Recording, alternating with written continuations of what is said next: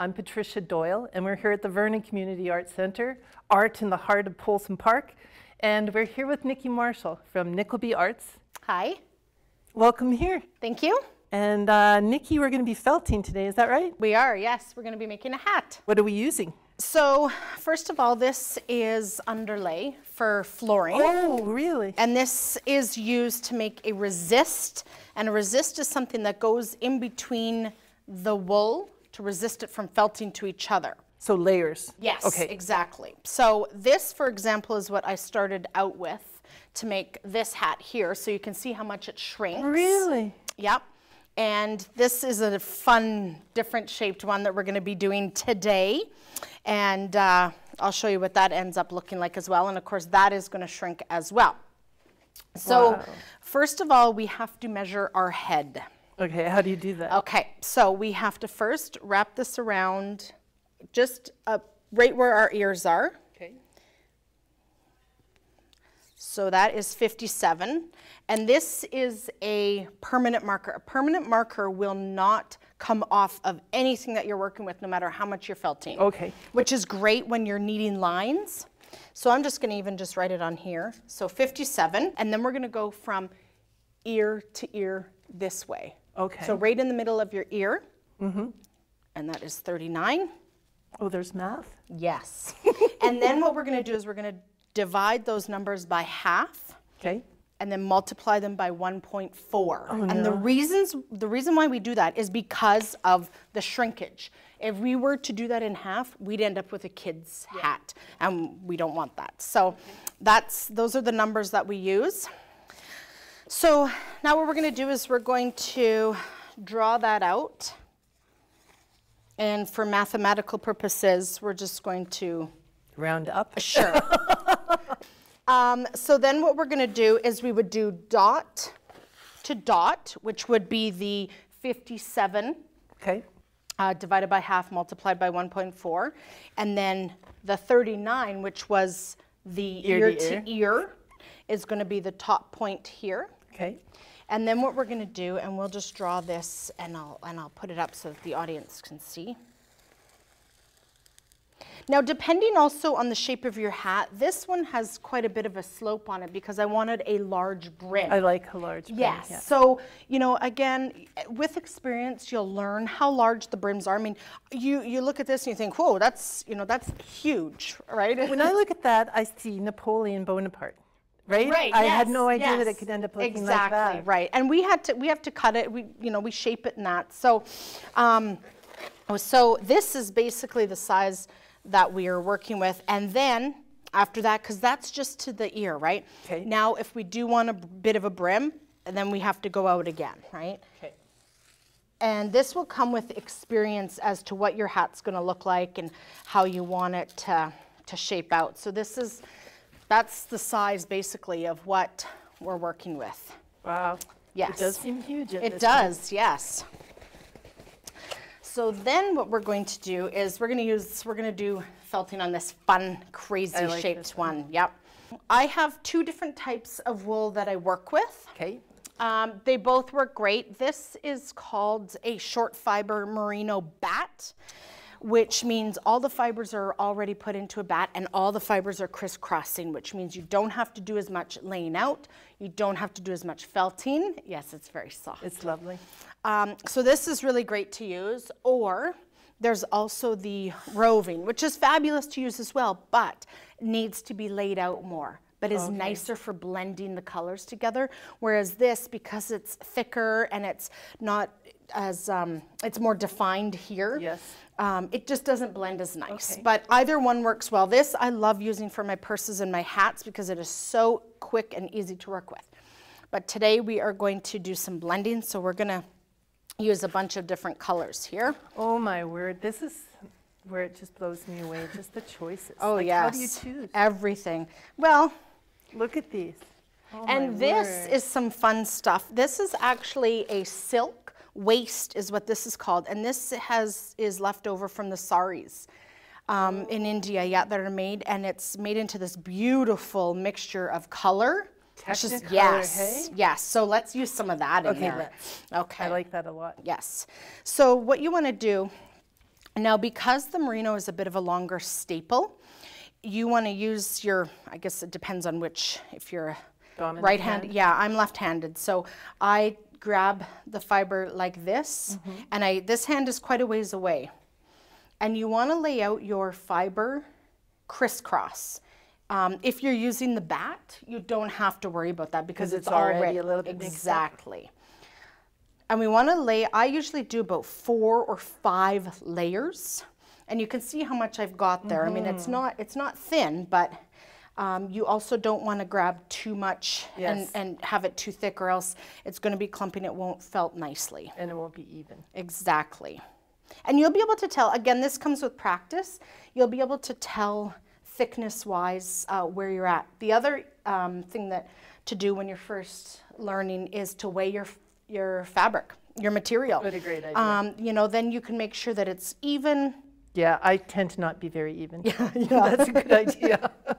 You mean in your life or in your felting? A little of both. So, just lay that out. Oh my gosh. Yeah, It's so we've got, beautiful. and then we can use some different colors here.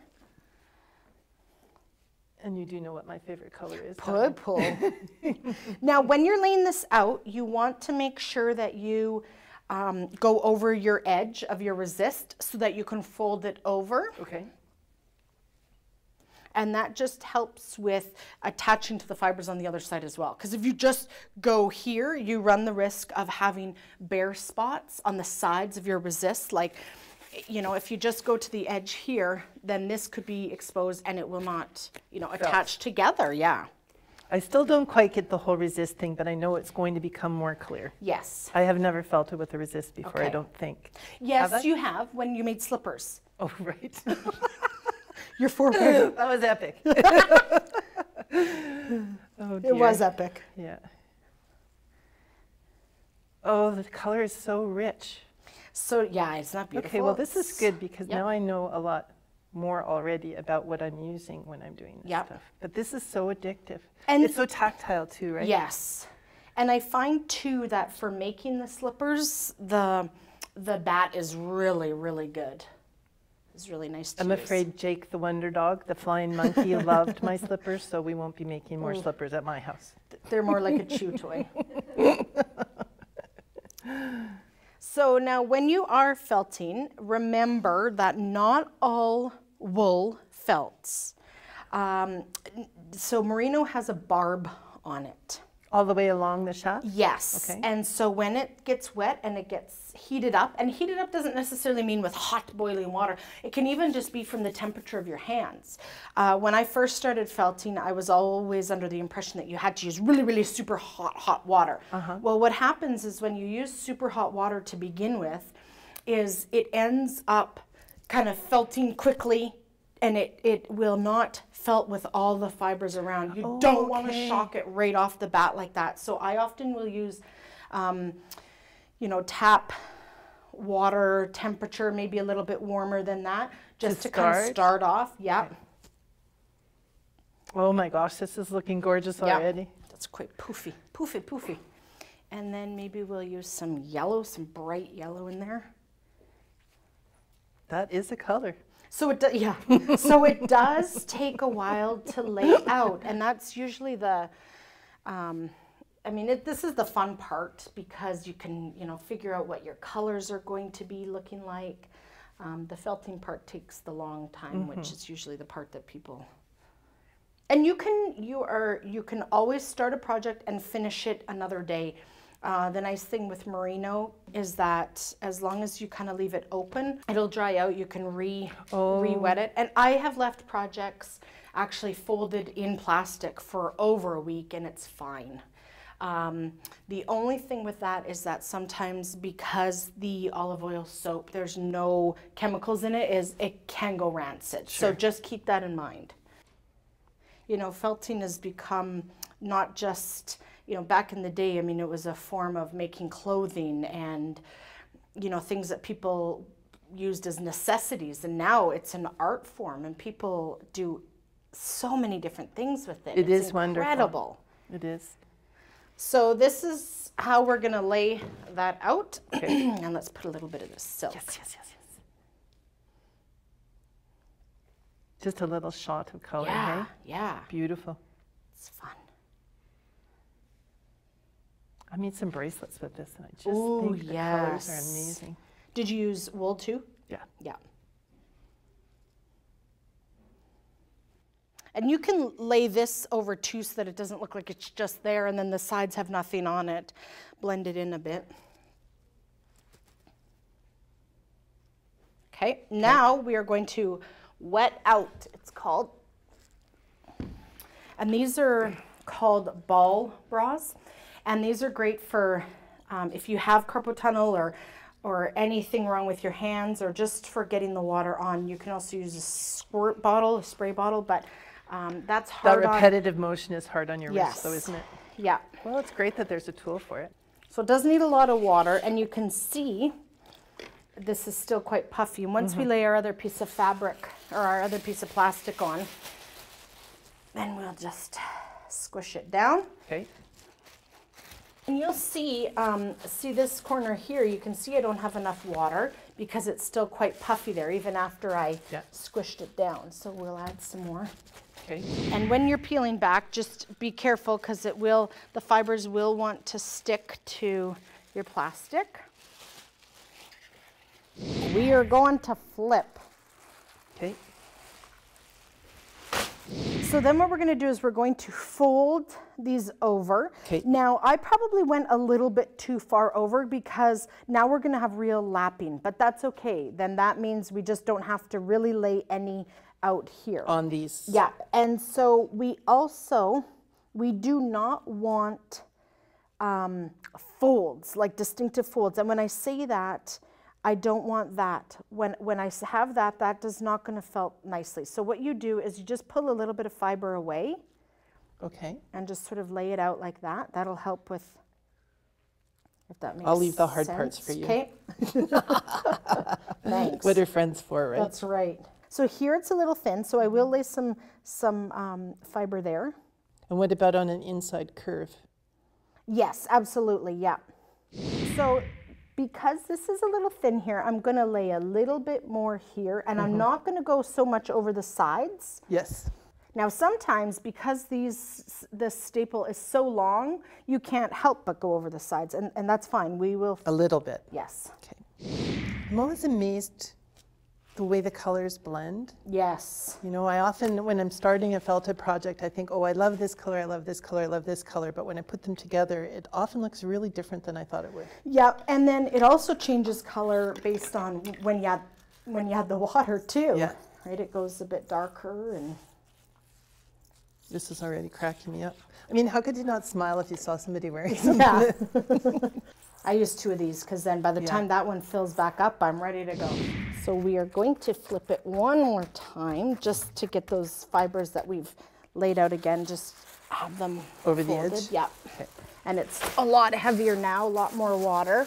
So when I'm starting the felting process, I don't want to go too hard because what's going to happen is I'm going to squish it and I'm going to push the fibers out. Okay. We don't want to do that. Now, my hand is sticky. See how this whole thing moves? I don't want that. I'm going to put a little bit of soapy water on top so that my hands just glide right along. Yeah, gets rid of the friction. Yep. And I'm going to use a medium pressure. So as you felt, you're going to use firmer pressure, small little movements. And then this works great. This is a felting stone. And Did you make that? I did. Oh, I made it here. So this just helps with agitating the wool and felting it. And again, we don't want to use too much pressure because we are going to, end up pushing the fibers out to the edges and you'll have a lot of fiber on those edges, which we don't want. You can see already the fibers are starting to stick together just from that amount of movement. And once it starts to get felted quite a bit more, we can actually felt the sides by hand, but I want to try to get, before I start moving it around, I want to make sure that it's good and felted before. So I can see that this green one is sort of starting to kind of come up a little bit. So I'm going to pull from here. I'm not going to just fold over because then we'll have a fold here. So we're just going to kind of bring it in a bit. And it will, again, it will shrink. So when we put wool sweaters in the washing machine by accident, we're actually felting? We are. You are performing art. So we'll try to speed it up a little bit. So what we're gonna do is I'm gonna add, yes. So the bubble wrap acts as an aid in the felting process. Like the agitator in a washing machine? Exactly. And I'm gonna add just a bunch more soap here just to kind of help. And the soap helps the fibers slide around and kind of stick together, but you don't want to have too much soap. That's the other reason why olive oil soap works so well, is because it doesn't give you a huge lather, and you don't want a huge lather. And we'll just kind of lay this. Do the small bubble ones work better than the big bubble ones? Yes, I find that, yes. And you can get a huge roll at Home Depot, or you can find the littler rolls at a dollar store somewhere. Okay. If you don't, I mean, I buy the big ones just because I do You a go lot. through a bit. I go a lot, yeah. And I just kind of roll it.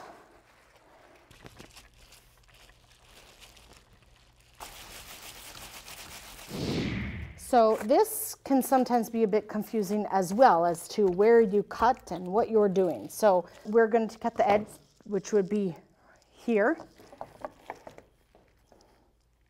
And don't cut too far in or you'll cut the resist. A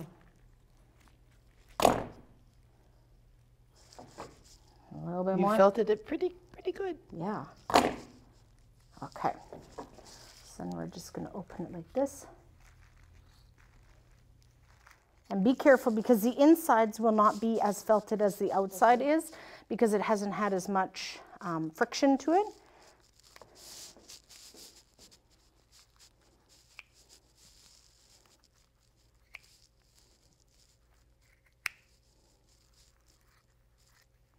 And I can feel right here, it's a bit thinner. Yes, you can than see it is. it even. Yes, yeah. Or we can see and it. it's at the point right now where we could probably add some more and it would be just fine. Okay. So now, I'll put this up to the camera. You can see this is the resist in here. And this will be the sides here that are gonna go down your ears. And then at this point, now that we've opened this up, this will allow the fibers to shrink and this resist will just sort of make its way. So we're gonna, at this point, we still need to felt it, because if we take this out, what's gonna happen is these inside fibers are gonna stick to each other. And it'll be one big flat piece. Exactly. So a sculpture. That's right. So we're going to fast forward 20 minutes. And here's the hat. It has already shrank quite a bit. It's quite strong already. So what we're going to do is we are going to add some water, some soapy water to get it, rehydrated. That's right. Oh, it's so fun. And I have cut these, I have folded these so that, you know, you have to play with them, because they do have, depending on the thickness of your felt, they will have different shrinking, right? If you're a little off. So I've cut these, you know, to try to be the same. You can also cut this more. You can see how straight of a line that hat is right there, whereas this one isn't as straight yet, because... Is it considered desirable in felting that it is even and straight, or is I like it, yes. I mean, you know, again, depending on what you want, I mean, you can have a more organic open edge, or you can have a straighter edge. It really depends on what you want and what your client wants if you're making something for them. So we've got quite a lot of water here, and this, because this is so felted, I can be a bit more rough with it. And we just want to keep agitating it like this, and it will shrink. So you can see already how much that has shrank since we've worked on it just right now. So what we're going to do is I'm not having these stick out like this. What we're going to do is we're going to kind of shove them in to itself, and they're going to be sort of craters. So I'm going to pull them apart. Oh, okay. Yeah. Yeah. Yes, because the resist isn't in there anymore. That's we right. Want to prevent them from felting to each other. And we can even do this one more time if we had like a a skewer or something like that to poke them in. But I like them just looking like that. They're kind of fun. Now, the other thing too, I should say this before you get to this point, is you're going to want to rinse this out completely. Okay. Because once you've done these and then you put them in underneath the water, you'll lose. Is that what you're talking about? Yes, in a little bit more. Okay, you're going to lose what? You'll lose the shape again, right? Like of whatever you've done. And that will, I mean, you can feel how, you know, it's molded like that. I mean, it's not going to, it's fine. Yes, it's lovely. Yeah, so I leave them on the heads, and then they will keep their shape. And then this one I cut when it was dry. I cut the edge to make it more straight. And I will do this is not totally completely done. I will end up, once it's complete, this does need to be felted a little bit more, but once it is done, I will go through it and I'll make sure that these are the same size. And I will also cut them so that they're nice and straight. Okay. It's just fabulous. I love it. It's fun and different. Kind of like you. Kind of like me. And there we go. We have a fun, felted, crazy hat. Thank you so much, Nikki. You're very welcome. That was just awesome. Thank you. I love what you do. Now, you not only teach this here at the Vernon Community Arts Center, you also sell a lot of the supplies for this, right? I do, yes. Yeah, I have an online store. It's nickelbyart.com. Okay. And so I sell all felting supplies, everything from needle felting, wet felting, the felting stones, dyed fiber. Oh, fabulous. Well, thank you so much for you. coming back to the Art Center here in Polson Park and showing us some of the magic that you create with fiber. I'm in awe of your work, and thank you so much for coming. Thank you.